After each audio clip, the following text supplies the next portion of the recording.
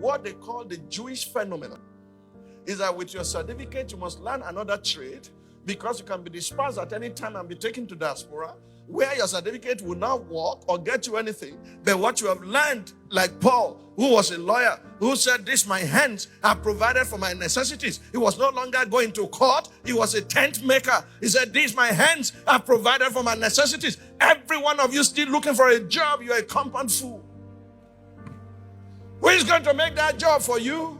We are growing at the rate of 6 million per year. Where are you going to get 6 million jobs? The future does not belong to job seekers. It belongs to job creators. It belongs to entrepreneurs. It belongs to the like of my mother, who did not go to school but made her direct clothes in such a way that he catapulted her into America to go teach in Bloomington, Indiana University, how Africans made their clothes before the Europeans came. Do you know Biola Segwe went to university? Now my daughters, my wife, they patronize her. Another are patronizing them. Do you know Sophistica? They went to school. Some of the outreach at one is by Sophistica. Do you know the man called Master Dollar?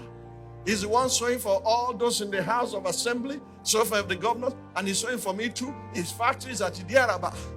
All he does there is to sew agbada. If you go to him today and say, "I need this agbada in 2 days," he will get it ready for you without fail. And they are patronizing him home and abroad. He's shipping them abroad. What do you know how to do, rebel?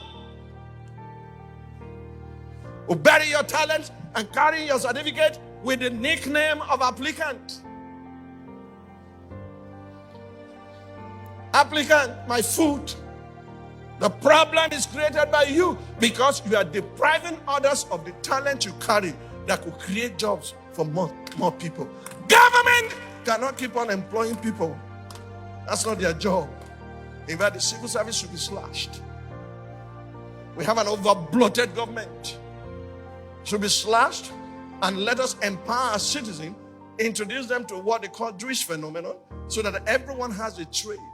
Do you know everyone called by Jesus was either a fisherman or a task? They had something to do. Joseph said to his brothers when they arrived in Egypt, he said, "I'm taking you before Pharaoh tomorrow, and Pharaoh will only ask you one question, not what is your certificate? What diploma did you receive? He will ask you, what is your occupation?" Lazy man that comes to church, and when you are going home, you are asking for money for transportation. What can you do with your hands so you can provide for your family? Who do we need to turn this man around? We need Bezalels and Aholiabs, multi-talented people who are gifted by God, who are creative geniuses, who can then teach others. Do you know how many people employed by Master Dollar? Employed by Sophistica? Do you know how many people are into Nollywood today? Do you know how many have become masters of ceremony and they're earning a living?